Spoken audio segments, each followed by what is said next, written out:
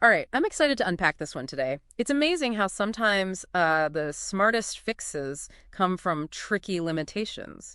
Absolutely. It's that whole principle of turning a problem into an advantage. Exactly. And we're diving into a classic RC car challenge that shows this perfectly. If you've ever messed around with vintage RC, you know the Tamiya ORV chassis. Oh, yeah. Legendary stuff. The frog, the Subaru BRAT. Icons. And they weren't just toys, right? They really got people into mechanics engineering. Totally. And kicked off that whole hop-up scene. Companies like CRP were huge. Letting you customize everything. But that ORV chassis, for all its charm, it had a famous weak spot. The rear gearbox. Everyone knew about it. Yeah, those thin metal plates holding the diff gears. Uh-huh. Under power, especially if you, punched the throttle, They'd just splay apart. The plates would bend outwards. leading to gear slip. And that sound. Oh, that awful clicking. If you had one back then, you definitely remember that sound. Haunting is a good word for it. It meant something was breaking. A literal sign of failure. So how did the aftermarket guys step in? To me, I hadn't quite nailed it. Well, this is where it gets kind of interesting, a bit paradoxical even. Fixing the splaying, it created a new issue. Okay, how so?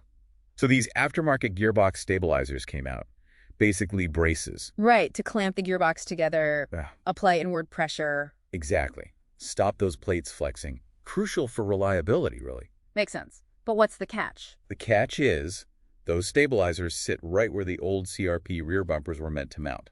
Flat. Ah, okay, so the stabilizer takes up the space. Precisely. So now, to fit that classic bumper, you have to bend it. That flexible nylon gets forced into a curve. A classic engineering trade-off. Solve one problem, bump into another. Yep. You're forced to curve the bumper. So, okay, the bumper has to curve. But then the question becomes which way? Outward or inward? And this is where the physics gets really cool. How that forced bend can actually work for you. Right, convex or concave. Which curve actually makes the bumper, well, better at its job, protecting the car? Uh-huh. It's not just about making it fit anymore. It's about leveraging that new shape. So what's the verdict? What does the physics say? It's pretty clear, actually. Hands down, the convex orientation. Curving outward away from the car. That's the one. It's mechanically superior. More durable, better protection for your ORV.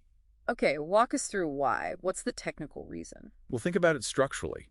That convex shape curving outwards. It acts like an arch. Okay, like a bridge arch. Sort of, yeah.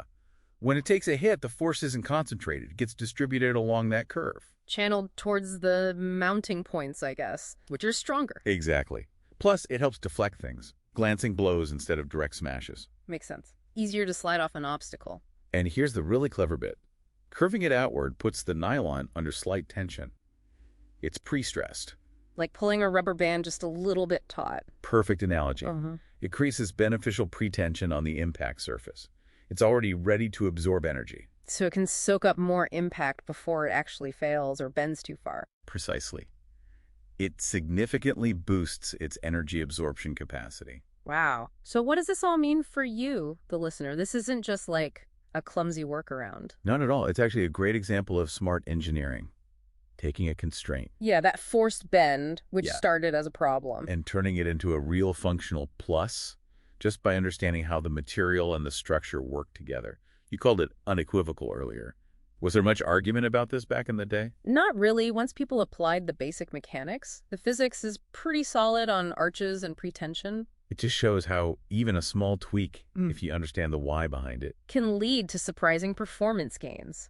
It's a testament to digging into the fundamentals. Absolutely. And really, this specific RC mod, it points to a bigger idea, doesn't it? It does. That universal principle. Yeah, that diving into the underlying physics, even for seemingly simple things, can unlock improvements you didn't expect, turning a challenge into a genuine design win. So maybe think about that next time you hit a design snag or a limitation.